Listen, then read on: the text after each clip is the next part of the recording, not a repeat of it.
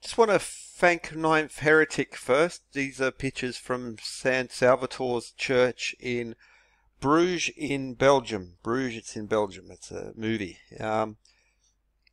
Well, what you'll find is that Christian symbols, which we will call Christian symbols, which are actually then much older than that, that these symbols are actually have a deep connection, strong connection to the esoteric. So what's often described as, satanic, blah, blah, blah, Mason Jews, evil, evil, evil, is also embedded in Christian symbolism. So basically every symbol is evil, essentially, if you want to follow that David Icke line of thinking, which is, actually I shouldn't use the word thinking because it doesn't involve thinking.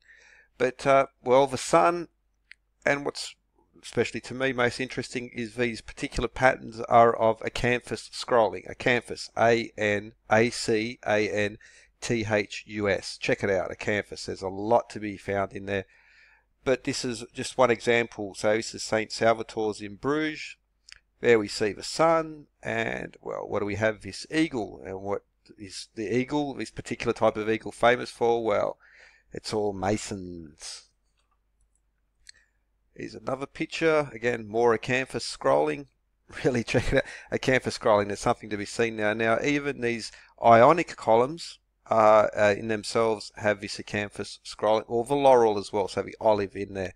Pliny, I think it's Pliny the Elder. Check it out. Acanthus, the olive, and the Egyptian bean.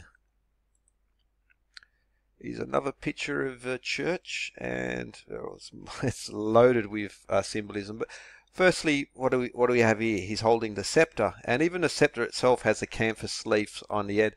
But this scepter, just like when you see pictures of royalty holding the scepter and the orb, this is a magic wand, literally a magic wand, and the wand translates into a measuring rod. Also, what do we see? Well, acanthus there in the background. Lots and lots of acanthus. They love the acanthus. They love the olive and the bean as well, the Egyptian bean. What's the king holding? He's holding the scepter, the wand, the rod of power. It's measuring rods. And, well, what do we see in the scroll work? Acanthus scroll work once more. Music, geometry, arithmetic, and astronomy. These things are connected, very intricately connected, so especially from geometry, and then develop into symbolism. You see the same things over and over. These are the ancient sciences, the quadrivium. What do we have in the scroll work? Well, there's acanthus. A-C-A-N-T-H-U-S. Big secret right there. One day I'll get around to it. Or more acanthus. Lots and lots of acanthus, as well as, well, rosettes as well. There's again the king with the scepter, the unit, the symbol of power. That's a measuring rod. It's a foot rule or a meter rule, however you want to call it. These is actually one of the most, at the very core of what it's called power, is the ability to define what is the systems of measurement, whether they be weight or length or pressure, and much more than it. No points for guessing the scroll work there. Corinthian columns. These are ionic columns, and there we see, well, the laurel is in there, so ionic, but we also see the Corinthian. That's a acanthus leaf right there. It's another acanthus leaf, Corinthian column. These are what are these leaves here? They are acanthus. These are standard symbols from the ancient to the modern world. Then we have the rosettes, of course, and then we go down to the dove, Columba, the constellation Columba. The dove, very much connected to the Epic of Gilgamesh or the flood legend of Noah. The Epic of Gilgamesh would be the source to look at because, well, it predates that by some point. 1, 2, 3, 4, 5, 6, 7, 8, 9, 10, 11, 12, 13, 14, 15, 16, and then 17. So we see, well, I wish I could get the rest of the picture, but I'd not guarantee, I'd be willing to bet, though, that's 33 clusters of rays around the outside. 33 around, well, actually, sorry, around the 30 foot, but this concept of 33 being this important number. Jesus lived for 33 years. David was the king for 33 years from Jerusalem. It's interesting, even how I think even Superman was earlier on TV tonight, and he was also 33 years as well. 32 over 33, which is evil Masonic stuff, actually goes back quite some time. And so it's interesting that those who most often oppose the esoteric would call themselves, followers of Jesus or whatever, but Jesus, 153 fishes, 273 Levites, 33 years.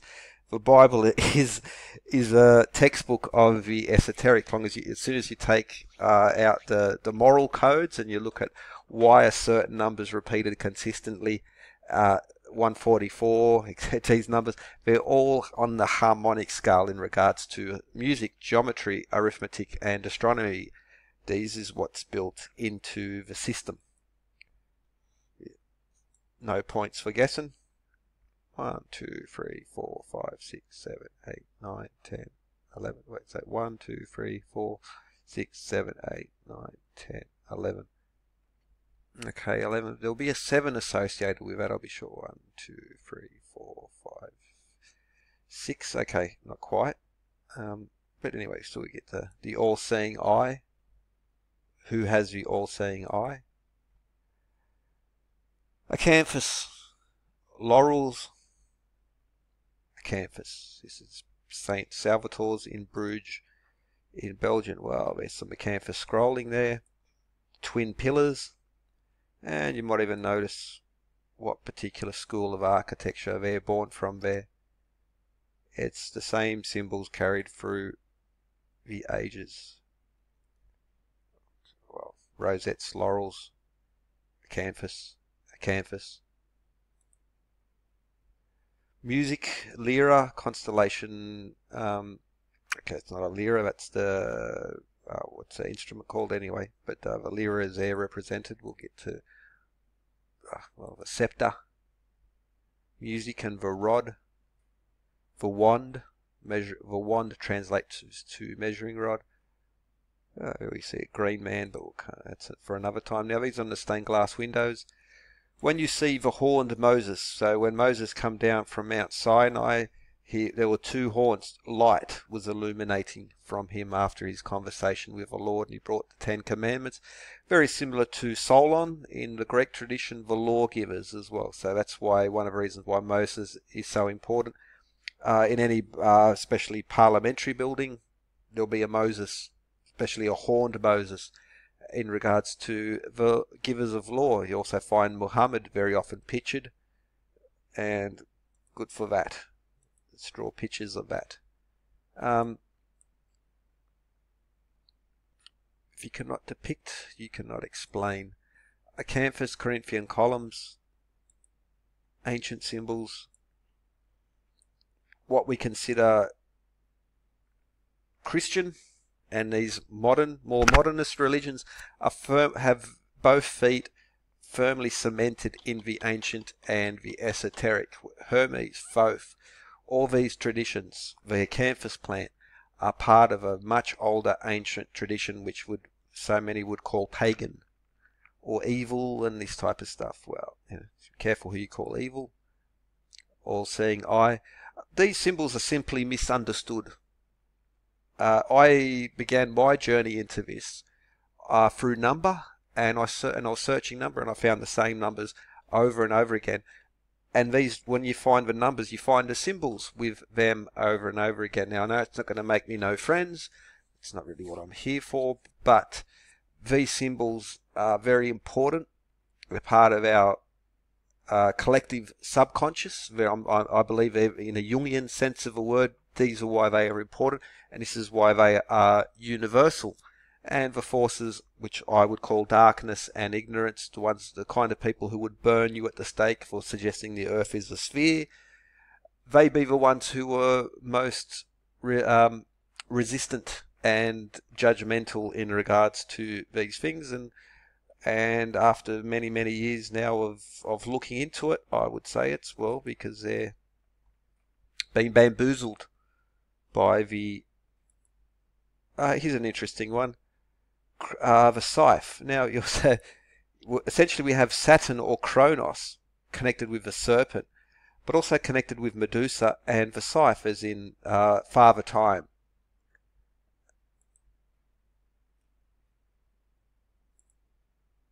Just a little bit of artwork there.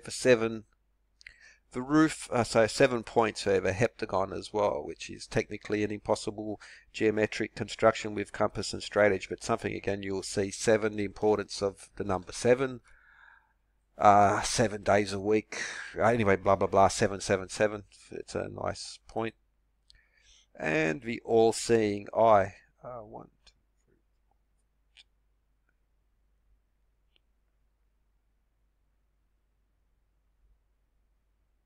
I would guess there would be 33 of these little eyelets around the outside. I should 1, 2, 3, 5, 6, 7, 10.